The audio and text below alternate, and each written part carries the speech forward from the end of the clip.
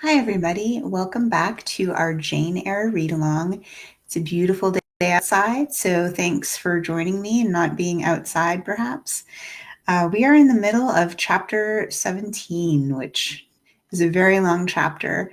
So yesterday we read the first part, and we learned that visitors were coming to Thornfield Hall, and it includes Blanche Ingram, who Jane has some negative feelings for because she thinks that Rochester is in love with Blanche. And today she actually sees the visitors in person. So we're going to get a little bit more information about them and descriptions about the visitors. Don't forget, you can get your own copy of Jane Eyre on Overdrive or Libby, and you can also look for free copies like on Google Books or archive.org. So I'm just going to jump in, and thanks so much for joining me. I told her stories as long as she would listen to them, and then for a change I took her out into the gallery. The hall lamp was now lit, and it amused her to look over the balustrade and watch the servants passing backwards and forwards.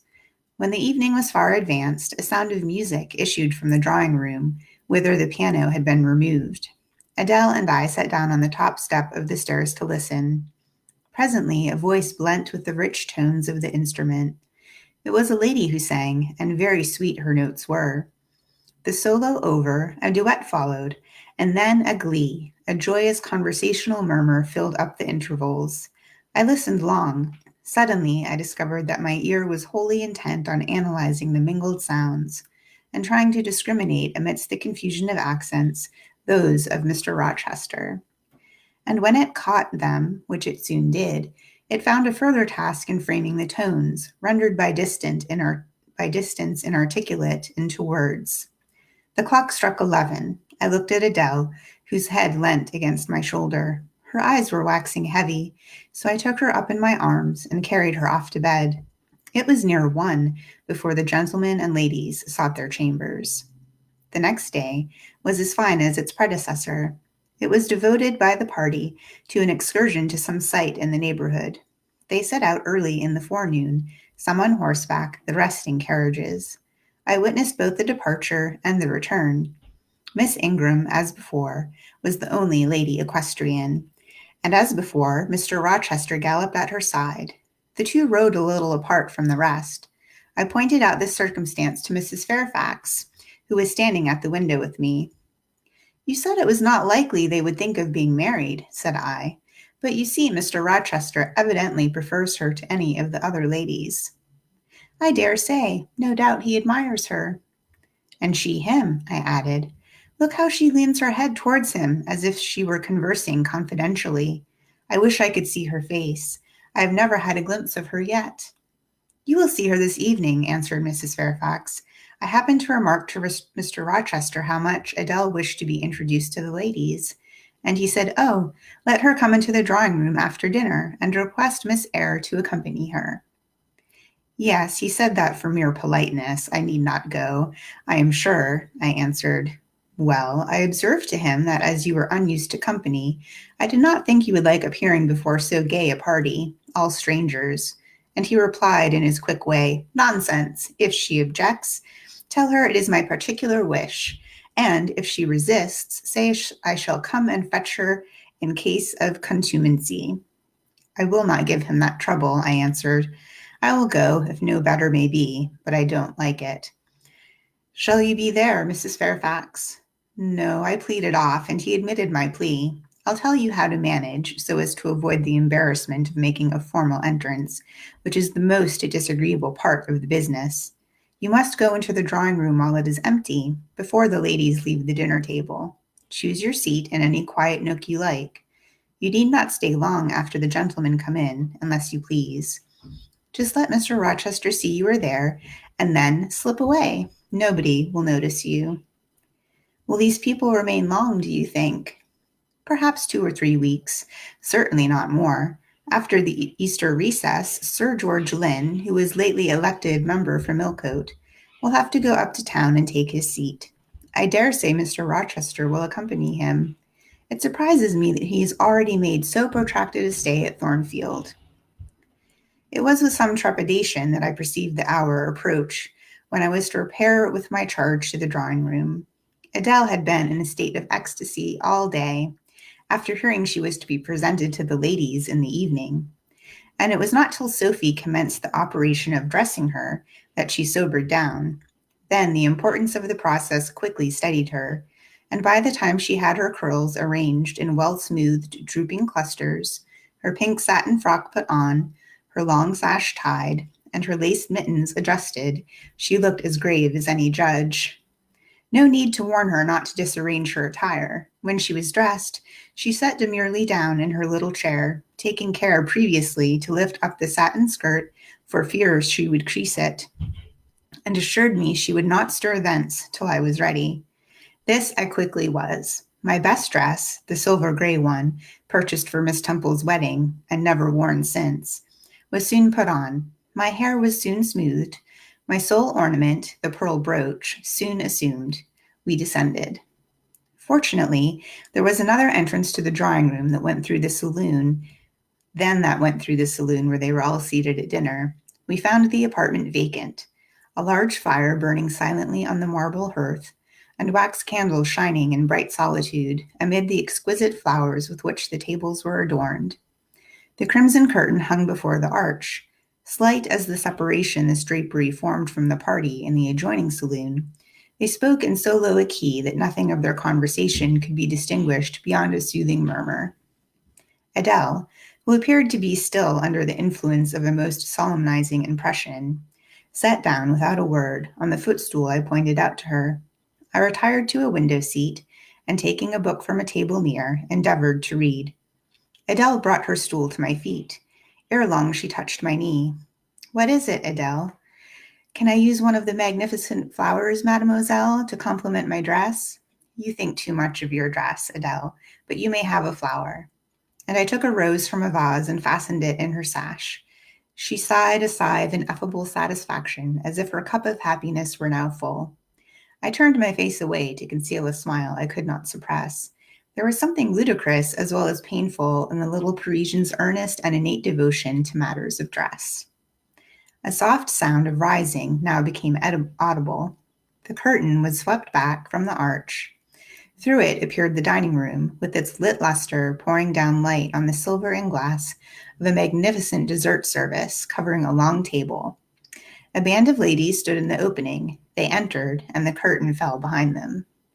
They were but 8, yet somehow, as they flocked in, they gave the impression of a much larger number. Some of them were very tall. Many were dressed in white, and all had a sweeping amplitude of array that seemed to magnify their persons as a mist magnifies the moon. I rose and curtsied to them. 1 or 2 bent their heads in return. The others only stared at me. They dispersed about the room, reminding me, by the lightness and buoyancy of their movements, of a flock of white plumy birds. Some of them threw themselves in half-reclining positions on the sofas and ottomans. Some bent over the tables and examined the flowers and books. The rest gathered in a group around the fire. All talked in a low but clear tone, which seemed habitual to them. I knew their names afterwards, and may as well mention them now. First, there was Mrs. Eshton and 2 of her daughters. She had evidently been a handsome woman, and was well preserved still. Of her daughters, the eldest, Amy, was rather little, naive and childlike in face and manner, and piquant in form. Her white muslin dress and blue sash became her well. The second, Louisa, was taller and more elegant in figure, with a very pretty face, and both sisters were fair as lilies. Lady Lynn was a large and stout personage of about 40, very erect, very haughty-looking, richly dressed in a satin robe of changeful sheen. Her dark hair shone glossily under the shade of an azure plume, and with the circlet of a band of gems. Mrs. Colonel Dent was less showy, but, I thought, more ladylike. She had a slight figure, a pale, gentle face, and fair hair. Her black satin dress, her scarf of rich foreign lace, and her pearl ornaments pleased me much better than the rainbow radiance of the titled dame. But the 3 most distinguished, partly, perhaps, because the tallest figures of the band, were the Lady Dowager Ingram and her daughters, Blanche and Mary. They were all 3 of the loftiest stature of women. The Dowager might be between 40 and 50, Her shape was still fine, her hair, by candlelight at least, still black. Her teeth, too, were apparently perfect. Most people would have termed her a splendid woman of her age, and she was, no doubt, physically speaking. But then there was an expression of almost insupportable haughtiness in her bearing and countenance. She had Roman features and a double chin, disappearing into her throat like a pillar. These features appeared to me not only inflated and darkened, but even furrowed with pride. And the chin was sustained by the same principle, in a position of almost preternatural erectness. She had likewise a fierce and hard eye. It reminded me of Mrs. Reed's. She mouthed her words in speaking. Her voice was deep, its inflections very pompous, very dogmatical, very intolerable, in short. A crimson velvet robe and a shawl turban of some gold-wrought Indian fabric invested her, I suppose she thought, with a truly imperial dignity. Blanche and Mary were of equal stature, straight and tall as poplars. Mary was too slim for her height, but Blanche was molded like a Dion. I regarded her, of course, with special interest. First, I wished to see whether her appearance accorded with Mrs. Fairfax's description. Secondly, whether it at all resembled the fancy miniature I had painted of her. And thirdly, it will out, whether it were such as I should fancy likely to suit Mr. Rochester's taste. As far as person went, she answered point for point, both to my picture and Mrs. Fairfax's description. The noble bust, the sloping shoulders, the graceful neck, the dark eyes and black ringlets were all there. But her face? Her face was like her mother's, a youthful, unfurrowed likeness, the same low brow, the same high features, the same pride. It was not, however, so saturnine a pride. She laughed continually. Her laugh was satirical, and so is the habitual expression of her arched and haughty lip. Genius is said to be self-conscious. I cannot tell whether Miss Ingram was a genius, but she was self-conscious, remarkably self-conscious indeed. She entered into a discourse on botany with a gentle Mrs. Dent. It seemed Mrs. Dent had not studied that science, though, as she said, she liked flowers, especially the wild ones. Mrs. Ingram had, and she ran over its vocabulary with an air. I presently perceived she was, what is vernacularly termed, trailing Mrs. Dent, that is, playing on her ignorance. Her trail might be clever, but it was decidedly not good-natured. Her execution was brilliant. She sang, her voice was fine. She talked French apart to her mamma, and she talked it well, with fluency and with a good accent. Mary had a milder and more open countenance than Blanche, softer features too, and a skin some shades fairer. Mrs. Ingram was dark as a Spaniard, but Mary was deficient in life. Her face lacked expression, her eye luster. She had nothing to say, and having once taken her seat, remained fixed like a statue in its niche. The sisters were both attired in spotless white. And did I now think Miss Ingram such a choice as Mr. Rochester would be likely to make? I could not tell. I did not know his taste in female beauty. If he liked the majestic, she was the very type of majesty. Then she was accomplished, sprightly. Most gentlemen would admire her, I thought, and that he did admire her, I already seemed to have obtained proof. To remove the last shade of doubt, it remained but to see them together. You are not to suppose, reader, that Adele has all this time been sitting motionless on the stool at my feet. No. When the ladies entered, she rose, advanced to meet them, made a stately reverence, and said with gravity, "Bonjour, mesdames." And Miss Ingram had looked down at her with a mocking air and exclaimed, "Oh, what a little puppet." Lady Lynn had remarked, "It is Mr. Rochester's ward, I suppose, the little French girl he was speaking of." Mrs. Dent had kindly taken her hand and given her a kiss. Amy and Louisa Eshton had cried out simultaneously, "What a love of a child!" And then they had called her to a sofa where she now sat, ensconced between them, chattering alternately in French and broken English, absorbing not only the young lady's attention, but that of Mrs. Eshton and Lady Lynn, and getting spoilt to her heart's content. At last, coffee is brought in, and the gentlemen are summoned. I sit in the shade, if any shade there be in this brilliantly lit apartment. The window curtain half hides me. Again, the arch yawns. They come. The collective appearance of the gentlemen, like that of the ladies, is very imposing. They are all costumed in black. Most of them are tall, some young. Henry and Frederick Lynn are very dashing sparks indeed, and Colonel Dent is a fine soldierly man. Mr. Eshton, the magistrate of the district, is gentlemanlike. His hair is quite white, his eyebrows and whiskers still dark. Lord Ingram, like his sisters, is very tall.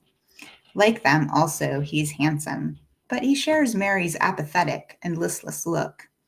He seems to have more length of limb than that of vivacity of blood or vigor of brain. And where is Mr. Rochester? So that's where we'll leave off here. We'll see Mr. Rochester at the very end of this chapter in the next section, which I'll read tomorrow at noon. Thanks so much for watching, and I hope you tune in tomorrow to see how Mr. Rochester and Blanche Ingram interact. Until then, stay safe, and I'll see you next time.